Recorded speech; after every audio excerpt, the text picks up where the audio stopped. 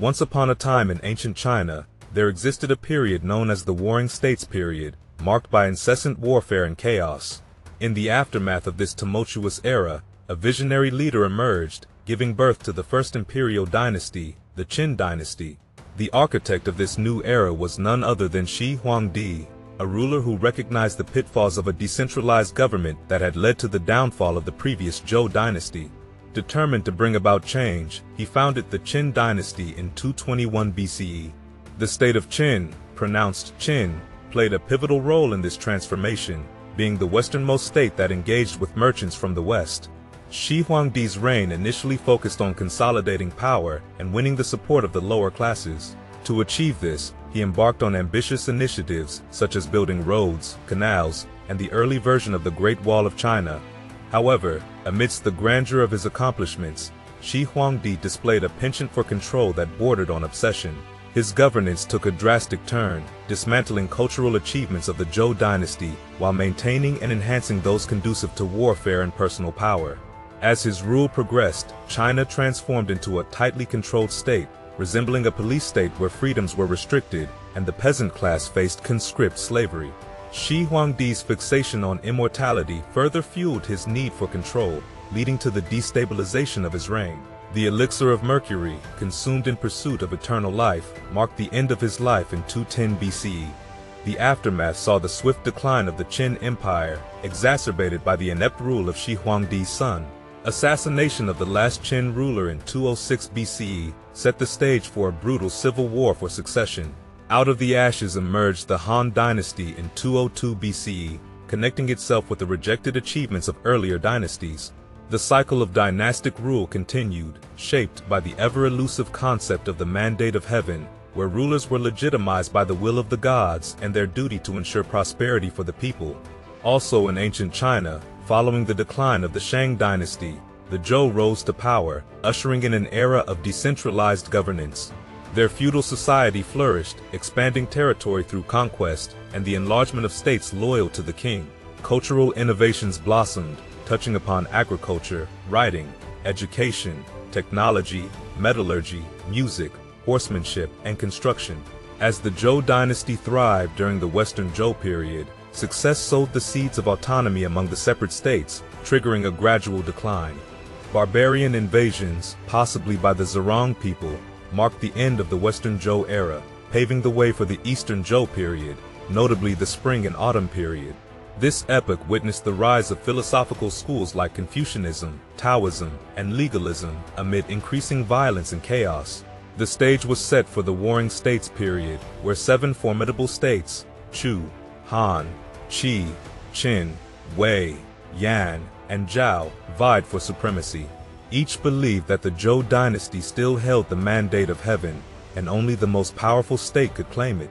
However, a stalemate persisted as they all employed similar war tactics and adhered to common chivalric rules.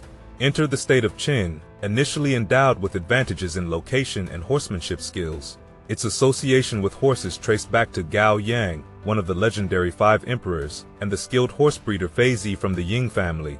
The Qin state controlled western lands and possibly forged alliances with the Zhurong, renowned for their equestrian prowess and fierce combat skills.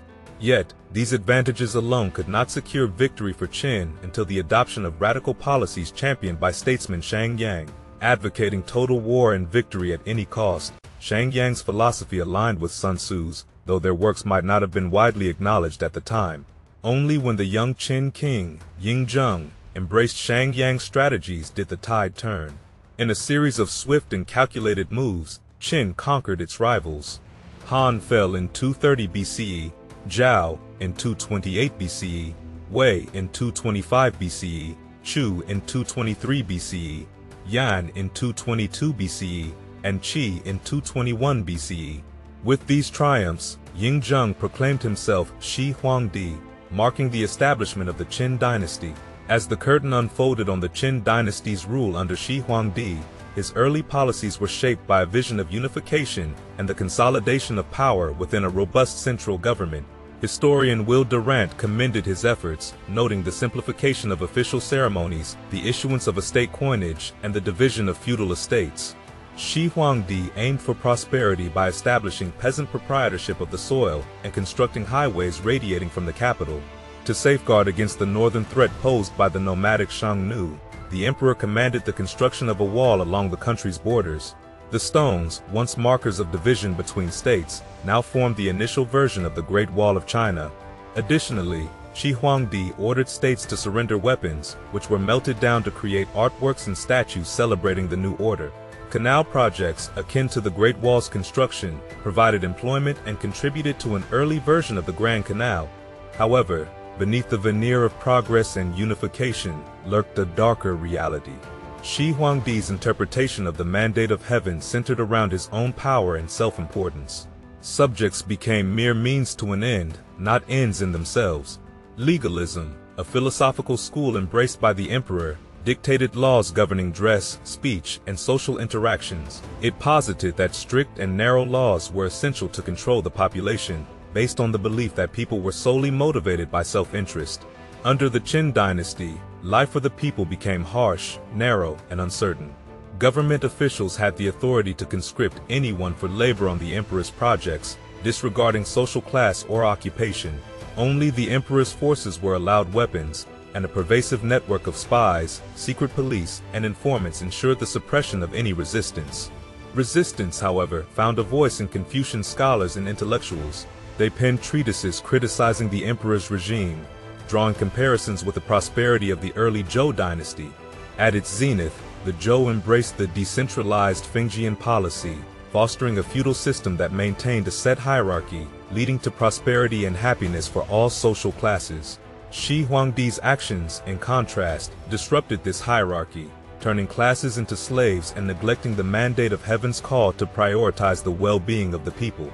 In a bid to stifle dissent, Prime Minister Li Xiu proposed a drastic measure in 213 BCE, the destruction of all histories of past dynasties, excluding the state of Qin's history. Works from the 100 schools of thought period, including the 4 books and 5 classics from the Zhou dynasty, were to be eradicated. Shi Huangdi swiftly approved the plan, outlawing all philosophical schools except legalism. The emperor suppressed freedom of speech, rewrote legal codes to align with his vision, and executed scholars while burning books. This ruthless act of intellectual suppression marked a dark chapter in the Qin dynasty's history, as Shi Huangdi sought to control not just the present, but also the narrative of the past. As the years unfolded, Shi Huangdi's rule took a dark turn. His increasing paranoia and erratic behavior were fueled by 3 attempts on his life, further intensifying his anxiety. To safeguard against perceived threats, he changed sleeping quarters nightly, remained armed at all times, and bolstered his security measures. The looming fear of death intensified his pursuit of immortality, leading him to dispatch trusted officials on quests for elixirs promising eternal life.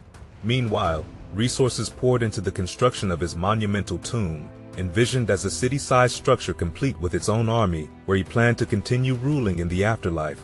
In a tragic turn of events, Shi Huangdi met his end during one of his journeys, allegedly by drinking a mercury elixir. Whether his demise resulted from a successful assassination or unintentional suicide remains unknown, but tradition labels it as an accidental death. Prime Minister Li Xiu concealed the emperor's passing, bringing his body back to the capital amid a caravan of dead fish to mask the odor.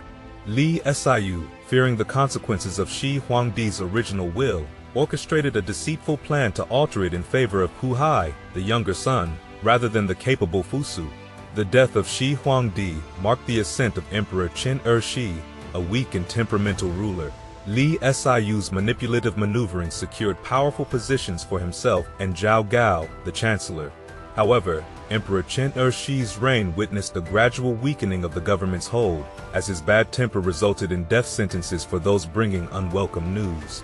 This era would be remembered for the infamous saying, "Don't kill the messenger." Zhao Gao later turned on Li Xiu, accusing him of treason and orchestrating his execution. He then coerced Emperor Qin Shi into committing suicide for his role in the succession change, Fusu's death, and the usurpation of the throne. Zhao Gao, aiming to maintain control, installed Fusu's son, Ziying, as emperor. However, Ziying's rule failed to restore Qin authority, leading to a full-scale rebellion in 206 BCE.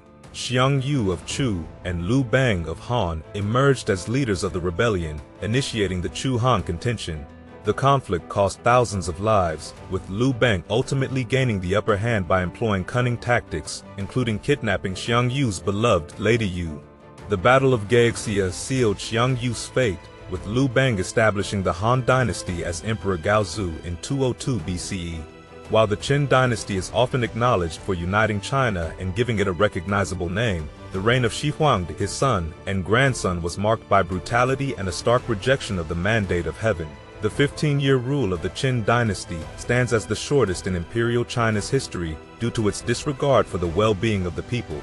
Shi Huangdi's attempt to erase the achievements of past dynasties, epitomized by the burning of books and suppression of intellectuals, left a profound impact on cultural history, philosophy, and literature.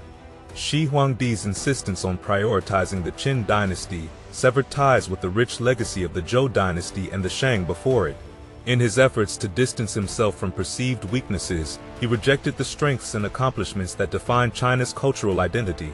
The history of the Qin Dynasty serves as a cautionary tale, illustrating the consequences of denying the past on personal, national, or global levels, a foundationless present that proves untenable.